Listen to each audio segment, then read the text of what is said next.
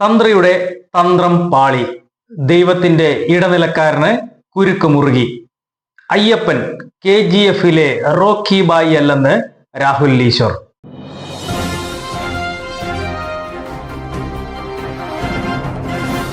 ശബരിമല സ്വർണക്കൊള്ളയിൽ ഓരോ ദിവസവും വ്യത്യസ്തമായ പുരോഗതികളാണ് ഉണ്ടായിക്കൊണ്ടിരിക്കുന്നത്.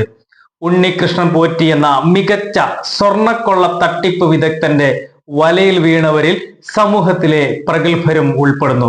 അവസാനം ദൈവത്തിന്റെ ഇടനിലക്കാരനായി പ്രവർത്തിക്കുന്ന തന്ത്രി കണ്ഠരര് രാജീവരെ SIT അറസ്റ്റ് ചെയ്ത വാർത്തയാണ് അവസാനമായി നമ്മൾ കണ്ടത്. തുടക്കം മുതൽ തന്നെ തന്ത്രി സ്വർണക്കൊള്ള നടത്തുന്നതിന് തന്ത്രങ്ങൾ മെനഞ്ഞിട്ടുണ്ടെന്ന സംശയം അന്വേഷണ സംഘത്തിനുണ്ടായിരുന്നു. തന്ത്രി അറിയാതെ സ്വർണപ്പാളികൾ കടത്തിക്കൊണ്ടു പോകില്ല എന്നതും കുരുക്കായി. ഒരു തെറ്റും ചെയ്തിട്ടില്ലെന്ന് അറസ്റ്റ് ചെയ്ത് കൊണ്ടുപോകുമ്പോൾ പ്രതികരിക്കുന്നുണ്ടെങ്കിലും അദ്ദേഹത്തിന്റെ ശബ്ദം ദുർബലമായിരുന്നു. 2019 മെയ് 18 സ്വർണം പൊതിഞ്ഞ കട്ടിളപ്പാളികൾ ഉണ്ണികൃഷ്ണൻ പോറ്റിക്ക് കൈമാറിയിരുന്നു. അന്നത്തെ മഹസറിൽ ഒപ്പിട്ടത് കണ്ഠരര് രാജീവര് ആയിരുന്നു. അങ്ങനെ കൊണ്ടുപോയ സ്വർണപ്പാളിയെ ചെമ്പുപാളി എന്നാണ് രേഖപ്പെടുത്തിയിരുന്നതും. പോറ്റിയുടെ നേതൃത്വത്തിലുള്ള ആ ഒരു പോക്കോടെ 474.9 ഗ്രാം സ്വർണവും അദൃശ്യമായി.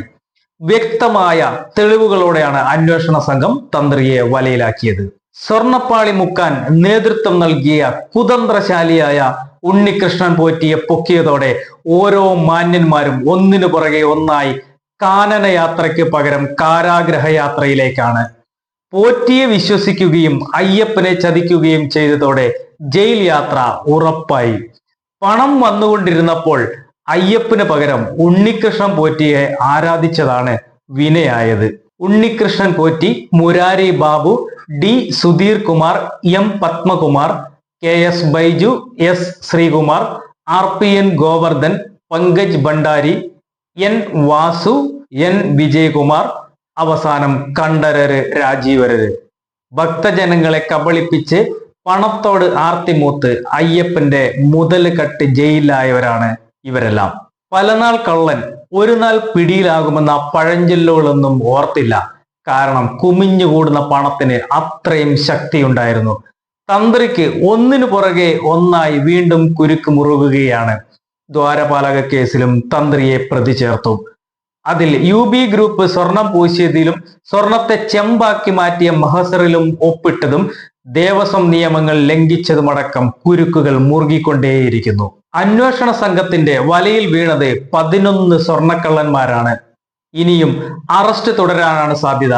ദ്വാരപാലക ശില്പങ്ങളിലെ സ്വർണപ്പാളി അടിച്ചു മാറ്റിയതിൽ പ്രതിയായിരിക്കുകയാണ് രാജീവര്. ഹൈക്കോടതിയാണ് പ്രതിയാക്കാൻ SITക്ക് അനുമതി നൽകിയത്. കട്ടിളപ്പാളിയിലെ കേസിലും തന്ത്രി പ്രതിയാണ്. ഇപ്പോൾ ദ്വാരപാലക ശില്പങ്ങളിലെ സ്വർണപ്പാളി കവർന്നതിലും പ്രതിയായി. അന്വേഷണത്തിനായി ജയിലിലെത്തി അറസ്റ്റ് ചെയ്യാമെന്നും കോടതി അറിയിച്ചു. ദേവസ്വത്തിലെ അസിസ്റ്റന്റ് കമ്മീഷണറുടെ അതേ റാങ്കിലുള്ള ഉത്തരവാദിത്തങ്ങൾ പാലിക്കേണ്ട വ്യക്തിയാണ് തന്ത്രി. അതുകൊണ്ട് തന്നെ ക്ഷേത്ര സ്വത്തുക്കൾ സംരക്ഷിക്കേണ്ട ചുമതലയും കടമയും തന്ത്രിക്കുമുണ്ട്. എന്നാൽ പണത്തോടുള്ള ആർത്തി കൊണ്ടാണോ അതോ ഉണ്ണികൃഷ്ണൻ പോറ്റിയുടെ തന്ത്രത്തിൽ വീണുപോയതാണോ തന്ത്രിക്ക് വിനയായതെന്ന ചോദ്യം ഉത്തരമില്ലാതെ അലയുന്നു. തന്റെ ഉത്തരവാദിത്വം മറന്നാണ് ഉണ്ണികൃഷ്ണൻ പോറ്റിക്ക് കട്ടിളപ്പാളികൾ പുറത്തേക്ക് കൊണ്ടുപോകുവാൻ മൗനാനുവാദം നൽകിയതെന്നാണ് അന്വേഷണ സംഘം കണ്ടെത്തിയിരിക്കുന്നത്. KP ശങ്കരദാസിനെ അറസ്റ്റ് ചെയ്യാത്തതിൽ അന്വേഷണ സംഘത്തിനെതിരെ രൂക്ഷമായ ഭാഷയിലാണ് ഹൈക്കോടതി വിമർശിച്ചിരിക്കുന്നത്.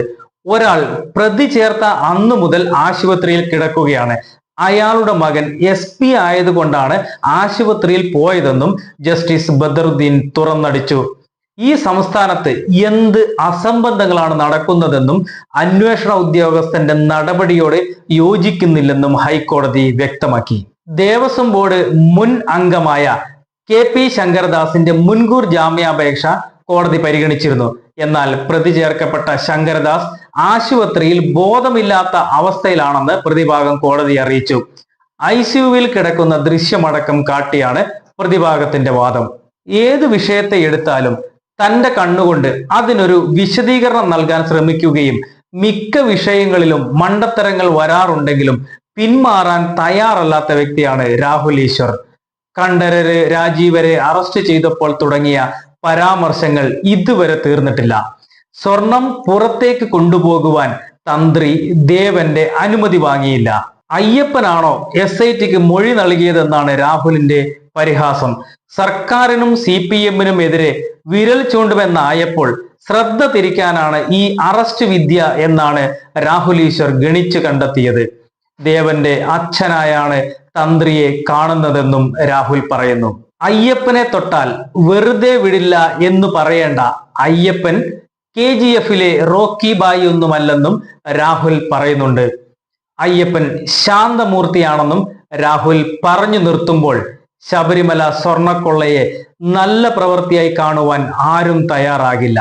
ഈ കള്ളന്മാർ വളരെ ശാന്തമായി വർഷങ്ങളായി കൊള്ള നടത്തുന്നു എന്ന സത്യം തെളിഞ്ഞു കഴിഞ്ഞു രാഹുൽ ഈശ്വർ. ഇനി നിയമ നടപടികളാണ് മുമ്പിലുള്ളത്. എക്സ്പ്രസ് വാർത്തയ്ക്ക് വേണ്ടി രാജേഷ് KR.